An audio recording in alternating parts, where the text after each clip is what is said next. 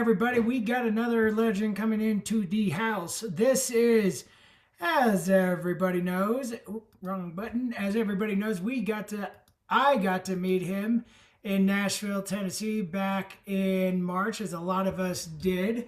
And I think, if I'm correct on this is Eric Yusco's third or fourth climb with us.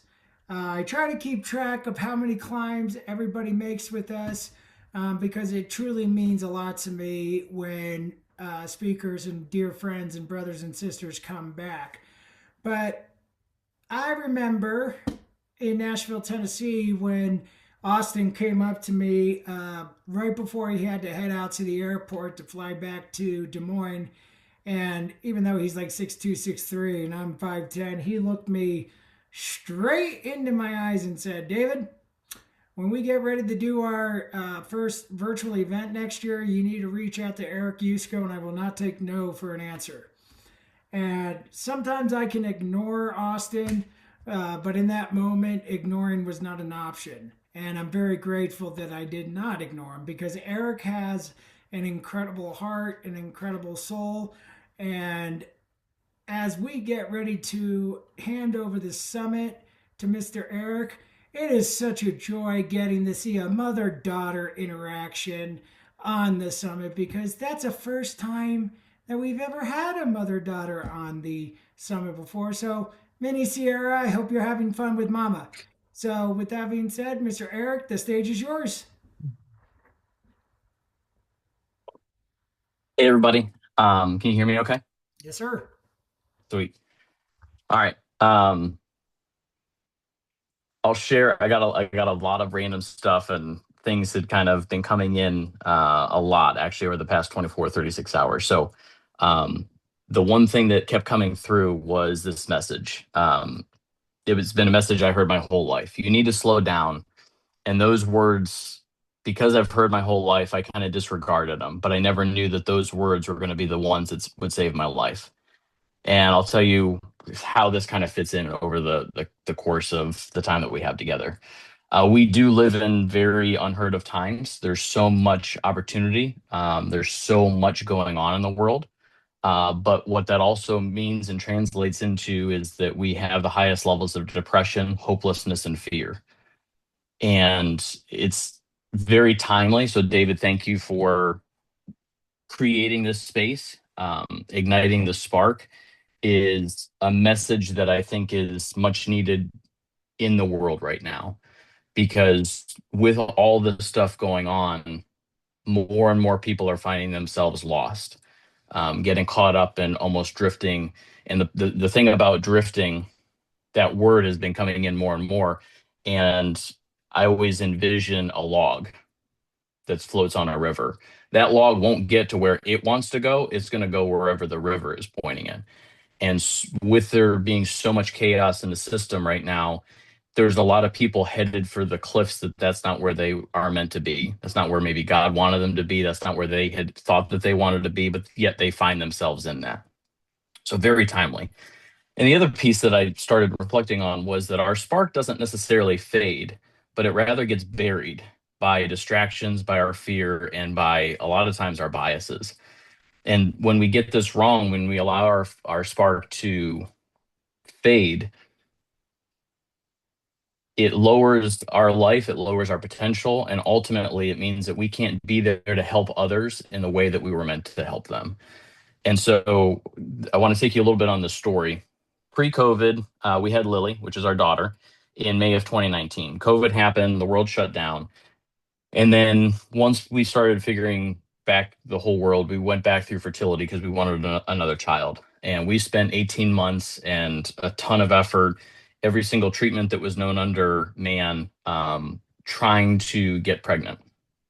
And we did get pregnant. We had what's called a chemical pregnancy. But Amber suffered for 6 weeks, and it was like a slow death that we didn't really understand at the time. And it brought a lot of anger, a lot of frustration, and we had ultimately said, "Hey, let's just pack this up. It's not worth, what I told Amber was, it's never, if I lose the person that we can make life together, then I've chosen wrong. Like I chose you before choosing kids. So I want to make sure that you're there so that you can be the mother for Lily. And so very kind of weird time, but we said, okay, packed it up, had a vasectomy, and we said, okay, chapter closed, right? We're gonna focus on one child, and we're gonna take um, life as it goes. Fast forward to last year, Amber turned 40, so don't let her know that I say that because she's still coping with the big 40. But there was like a weird three things that happened in our life. Amber turned 40, and we both had kind of felt us drifting. So a lot of this is very um, timely in this in the fact that this whole drifting and losing the spark is actually real. It's kind of meta, talking about it as I've been living it.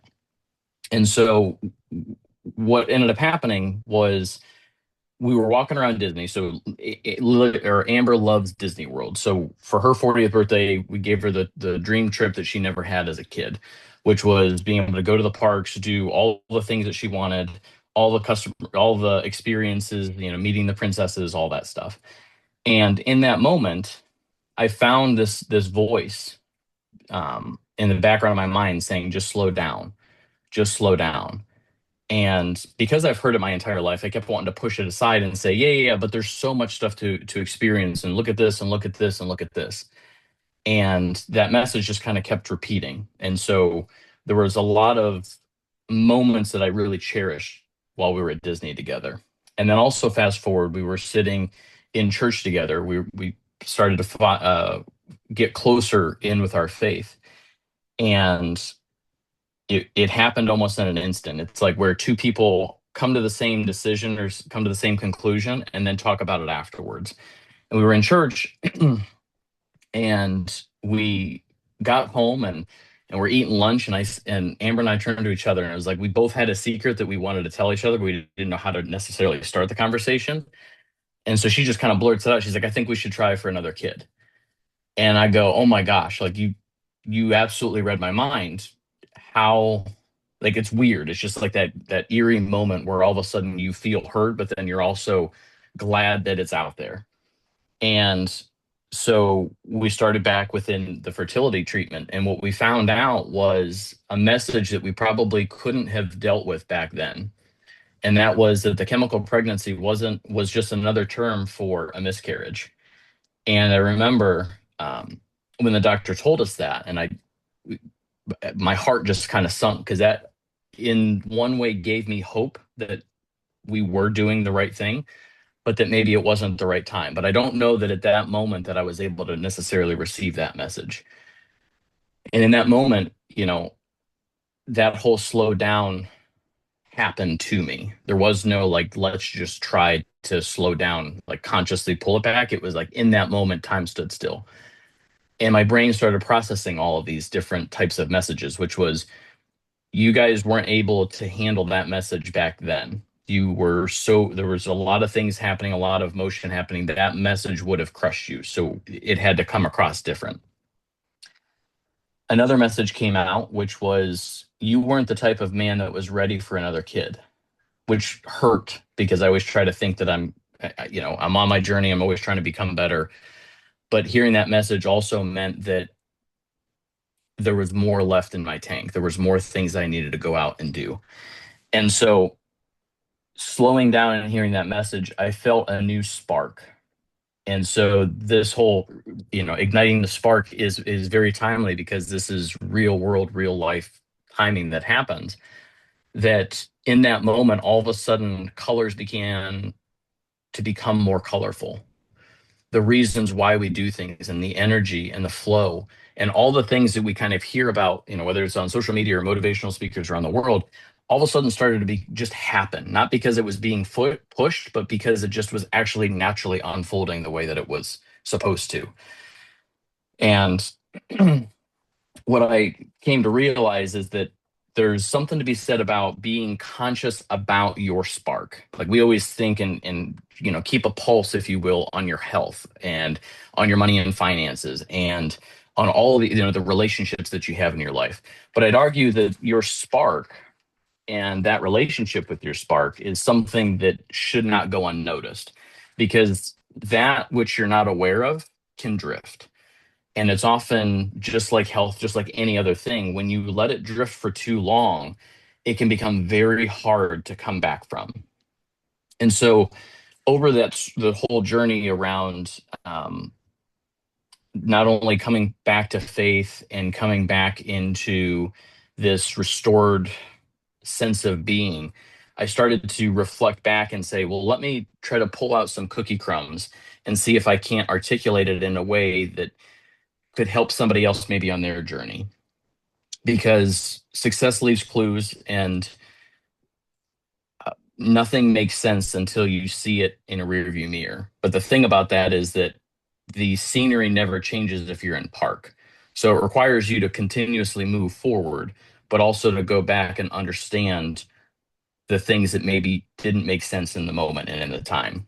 And so for me, the sort of four steps that I'll walk you through were things that happened in real time. And when I look at it, I can go back to any moment in my life when I've lost somebody and I had heavy grief and I needed to move myself out of it to be able to move on to the next thing, to move forward in life. Whether that was just significant ending of relationships, when a really important relationship, not necessarily that the person had left, but that like the relationship had terminated, or if it was just any other thing in life that just came to an end and it was time to reconcile and to move forward. And so the first thing is just becoming aware, because the thing about being aware is it's almost like thinking about what you're thinking about. So often we run our lives based on trying to find validation for a thing called our confirmation bias. And it's the things that we think about. And the downside is that that can work to your advantage when you're conscious for it, but when you let it get steered, just like being a log in a river, it can take you down some really deep, dark rabbit holes. And that's ultimately where, I believe hopelessness comes from. Because hopelessness, like what we talked about in the last summit, was a belief that says that tomorrow is going to be no better than today. And so that's a belief. And if you go and you find, your brain's great at doing this, but you'll go and find validating reasons why that's true, then it will just kind of confirm that belief so that you believe that it's absolute law, and it's not. It's just your interpretation of how life is going. And it was really cool. The other night, Cat Williams has a new Netflix special, and he had a thing on homesteading. So immediately that just pulled Amber and I in, because he's talking about chickens and pigs and cows, and so we are like, well, we got to watch this. So we watched the full thing. He did this really cool thing, and he shared something that I kind of had known to be true, but it was really great to hear it on a like a major stage. And he was talking about, you got to be kind to how you talk to yourself, because when you let the voices that says that you don't know what you're talking about, you're not good enough, and why am I here when maybe somebody else wasn't, those voices can really haunt and torture you.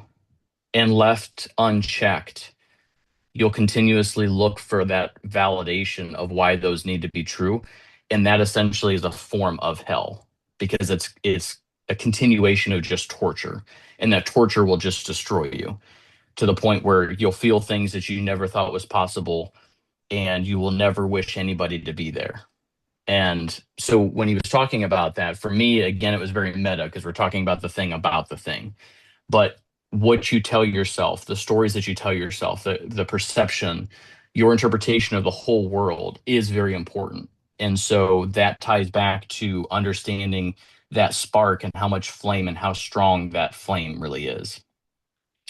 And the second piece of this is, once you become aware of the stories that you're telling yourself and the areas where you're letting your confirmation bias win versus challenging them, you then get to go interrupt them. And so you get to challenge that default lens. Instead of saying that I'm not good enough, or other people can be successful but not me, or I found love once but I can't find love again. Whatever that story is that you're telling yourself doesn't have to be that story. You can challenge that. And when you challenge that, you allow yourself to think through the lens of what's possible instead of what's probable. And that's very important because we live in a world that's full of possibility. If you were to go back 10, 15 years and say you can talk to this thing called artificial intelligence and it can write you an entire book in a matter of 30 seconds, people would never believe that. They say there's no way. How probable is that ever from becoming into existence? Yet here we are, and this is what we're facing into. So we do live in a world of what's possible, not what's probable. And so I want to share a quick story. We may not know what that thing is and how to challenge ourself, but we can recognize it in others. And Lily was doing this thing that was really cool. It's not cool. I think it's cool, but I, I'll let you guys be the judge. She would try new things, and if she couldn't do something, she'd get really frustrated and just go like, "I can't do it," and I'm done. Like I'm not good enough, and that was her immediate, easy go-to answer. Knowing the long-term ramifications of telling yourself that you're not good enough and how damaging that can be, I challenged her, and she's like, but I don't know how. I don't know what to go do. I don't know what to go say. I'm just overwhelmed and frustrated. And I said, how, if you were to go talk to somebody, if you were to go talk to a little girl that was struggling to do something that you were really good at, what would you tell her? And she's like, I don't understand. And I said, let's take your cousin, Mackenzie. I said, if you were to see Mackenzie ride a bicycle and you can ride a bicycle really well, but she can't, and she kept falling and she get frustrated, like, what would you tell her? And she's like, I would go down and say, it's okay. You need to, you keep trying because only through trying will you be successful. And I said, okay, how would you want somebody to, how would you want to tell that to her? Or how would she want to tell that back to you? And she's like, well, I'd probably say, take a couple deep breaths and from there get up and try again. And I said, okay, can we use that on you next time? And she said, yeah, daddy, please tell me those same words to me next time I struggle. And so it doesn't fail. You know, it was like the next day she tried something, she got frustrated. And I said, Lily, remember, take a couple deep breaths, slow down, get back up and try again. And in that moment, you could see that she rewired her entire brain because she went from on the verge of tears and not being able to get up and try again to taking a breath, having a renewed confidence in herself so that she could try again. And in that moment, I looked at that as like the visual embodiment of what this summit really is talking about, which is igniting that spark. You maybe feel helpless and hopeless and not know where to turn or what next step to take and too afraid to maybe take that next step because you've been burned in the past. But figure out how you'd want to tell that same, like a person that's living your life, how would you want to talk to that person?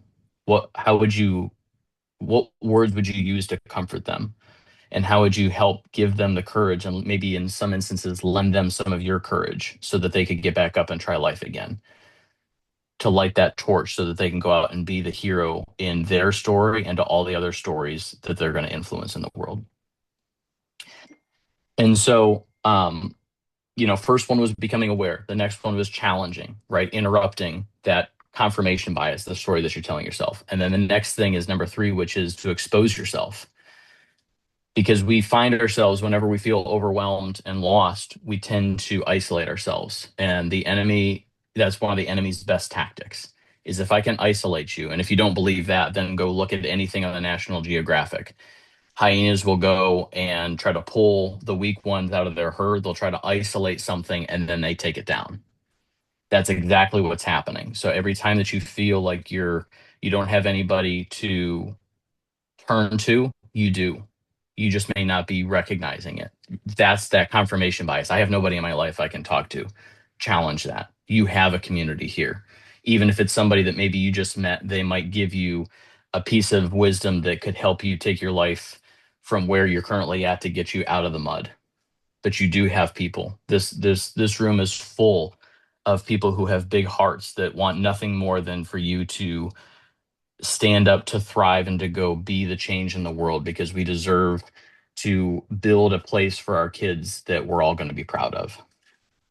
So my challenge to you is to go expose yourself, and how that came out in the story with our fertility journey is when we were at Disney, going through the church and reading and starting getting one-on-one time with the Bible. And I started finding inspiration. And what I realized is inspiration comes in others. It's very hard, and we downplay the things that we did. I ran a half marathon, ran it at like 6.5 minute pace, and was like great and wonderful. But to me, I'm like, no, no, no, anybody can do that. But when I see that somebody has endured something that I never thought possible, I view that in such high standard. So find that inspiration in others, find inspiration in places that you can go to. Maybe it's a beach, maybe it's Disney World, maybe it's a friend's house, and get yourself in those situations to get inspired, because inspiration and motivation may not be the thing, but it certainly offers you some flint so that you can start to reignite your own fire. And the last thing is take action. The cool thing is when you start to take action, our brains reward us by saying, hey, progress equals happiness. So if you can just take that one step and maybe reach out to that one person, or try something new, or put yourself into an environment that you're feeling inspired and motivated, take that action and more action will follow. So um, there's a lot more that I could speak on, but I want to make sure that we have some time for some questions, and to really create that dialogue, because I do feel like igniting the spark right now is very well timed. And a lot of times we only learn through the process of doing.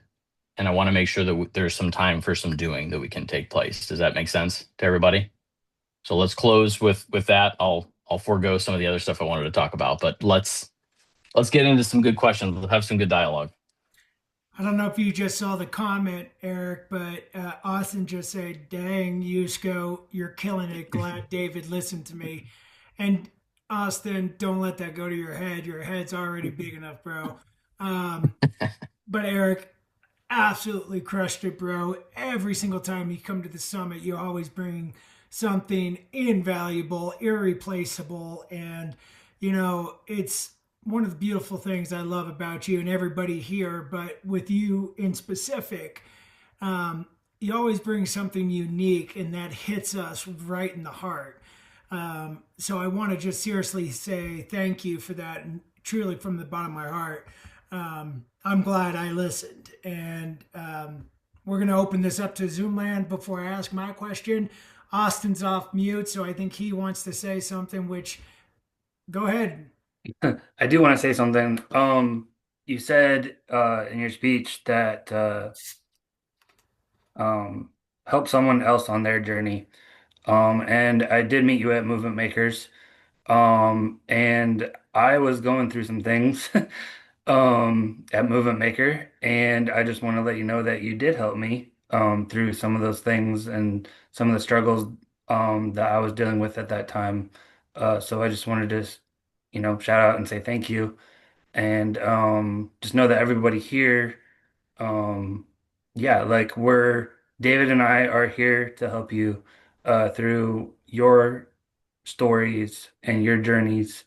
And so I just want to say thank you.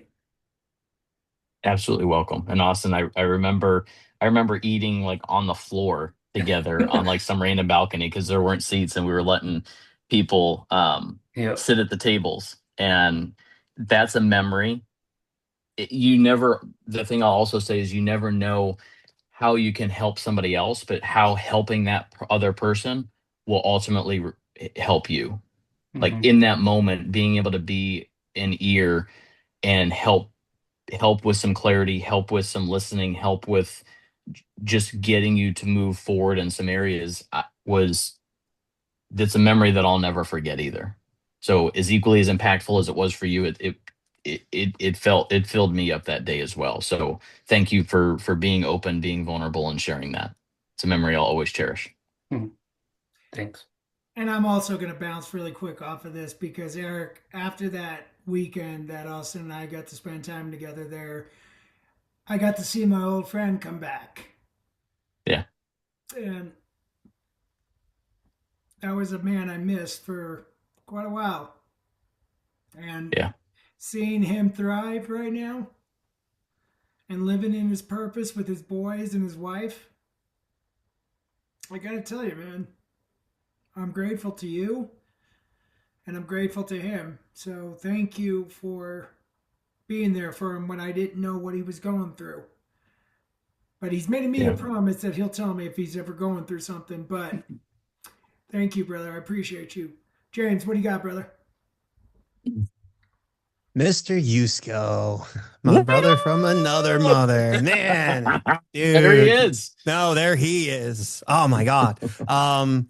Listen, I know when you show up, you show up. I know when you pour, you unload, and your entire conversation over the last like 25 minutes or so as you know, as a testament to that. But I want everyone else in this room to know that this man means what he says and he says what he means. And I have also met him at Movement Maker Lives, and I've also have had off-bar conversations with him every once in a while. One of the most powerfully profound moments that this man graced me with was actually at the last men's retreat, and I want to share it because I don't think I ever told you how much it meant, and I think you know what I'm going to say. It's we were getting ready to it was either getting ready to like pack up to leave or we were getting done. We just finished the last exercise of the evening and I was getting ready to like move around and do some stuff. And he walks up to me nonchalant with that badass beard of his and he Sasquatch is grabs coming. me. He grabs me, like pulls me to the side. Not like we're gonna fight, but like, yo, I got something to say to you. Right. And he pulls me aside, and I had shared something pretty powerful that I needed to share earlier for myself. And it put me in a really interesting and vulnerable place.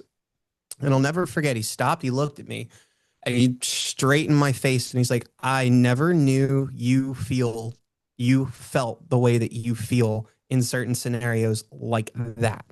And he said to me, he's like, it will be my personal responsibility as your brother to never make sure you ever feel like that again.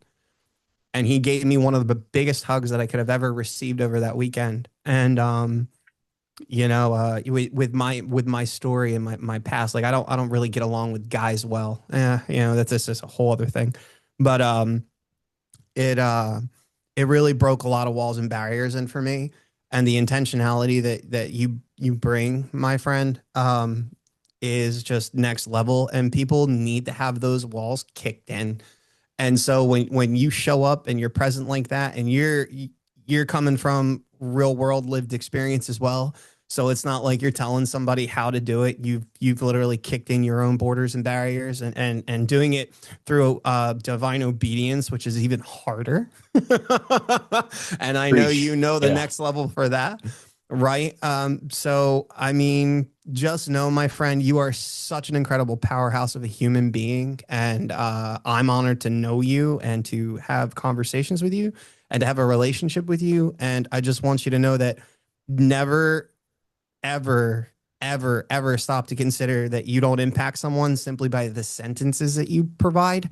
Not only you, Eric, but everybody in this room. One sentence can change the trajectory of someone's belief system, and it can tear down a wall that's been up forever. So, and Eric, you do it so naturally. And I just wanted to say thank you, my brother. I appreciate you, and I love listening to you, and I love when you show up. Thank you. I can't even speak of words other than just thank you, because I can feel the words that you're speaking, and there's so much truth and so much wisdom in what you just said. There's so many walls that we don't know how long they've been up there. We think that they're part of our foundation, and they're not. It just feels like it until you kick it down and you realize the house still stands. So keep showing up yourself. Thank you. Likewise, brother. I mean, you know, the Sasquatch will come down and kick down that door if he needs to. So, I mean, the dude is pretty built. Now, I I need to get saw, some like fur, and that way I can just like do the walk on stage. Like maybe we'll talk to Faber, like instead of we'll just have like the Sasquatch version of me walking out. So now that would be epic. I saw a lot of hands go up, and I think it was Sierra and Deb. Who was first? Go ahead, Deb. Okay. So just I loved your opening just with random downloads. Yes. I loved the reiterating slow down, and it correlated and linked up with take a breath, like with your daughter, and we can all use that. I adored lend someone your courage. Oh, mwah. I love the fact that there's this continuing thread that, loss, specifically in grief, terms, is not restricted to losing a loved human or pet. It's jobs, it's relationships, it's, so many other things. I too love Cat Williams. Nice. And last but not least, I like to think that AI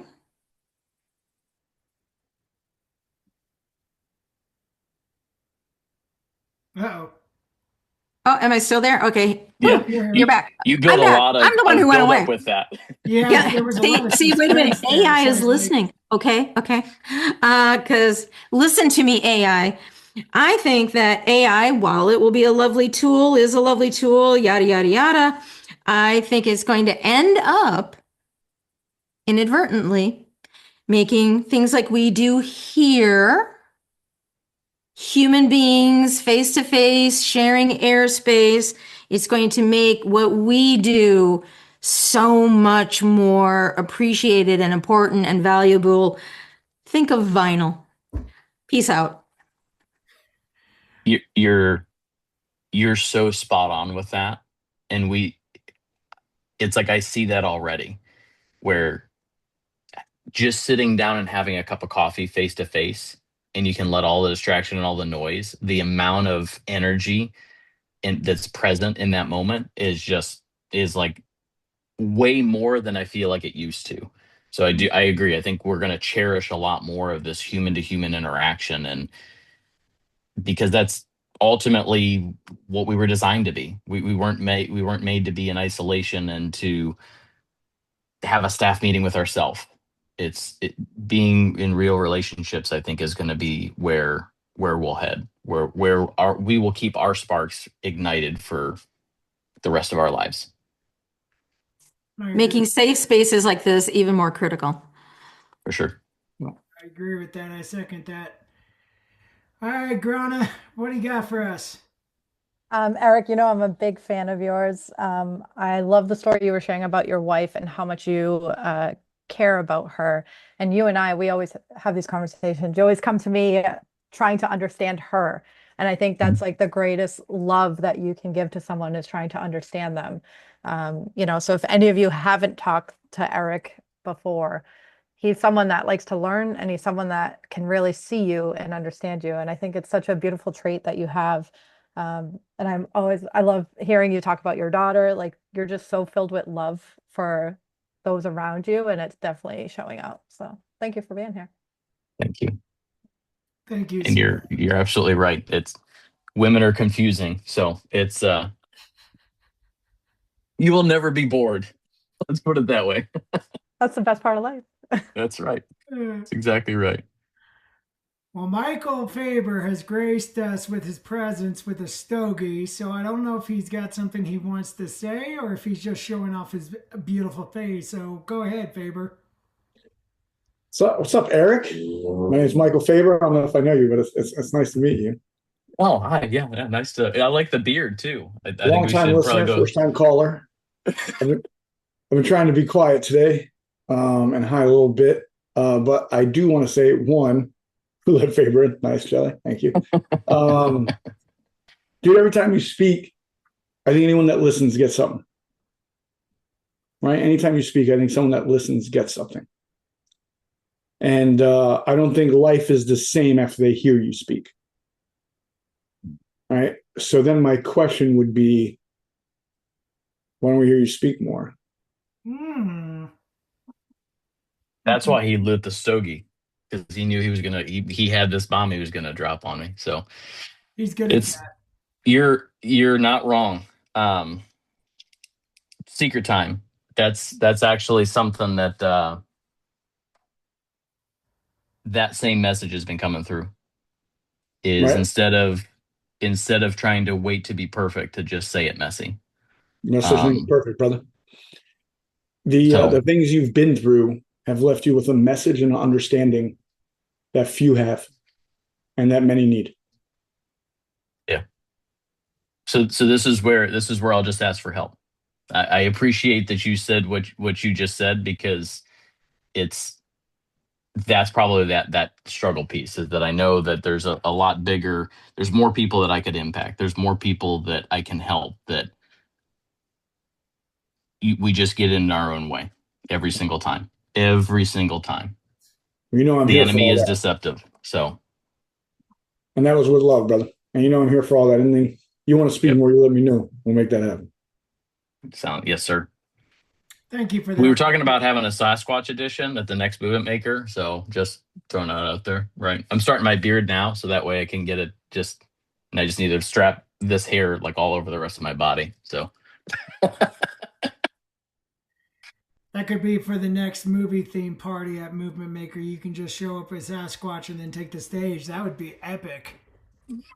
You know, like Harry and the Hendersons. I don't know if anybody remembers that movie from the 90s, but, you know, that was a really good movie. Eric, you know, I would agree with what everybody said here, but especially with what Faber said. You are a incredible, powerful speaker. Every time you step on the summit with us, I leave different and changed in so many ways, especially with everybody here. You know, we're 8 people out from wrapping up day one, and it's just continue to get stronger and stronger, just like it started with Ashley this morning. And I can't wait to see you take that next step and embracing the speaker role, Austin. And I think that with everything that you've done with us here at the mountain has been phenomenal, incredible, Austin. And thank you for always being willing to be a part of this.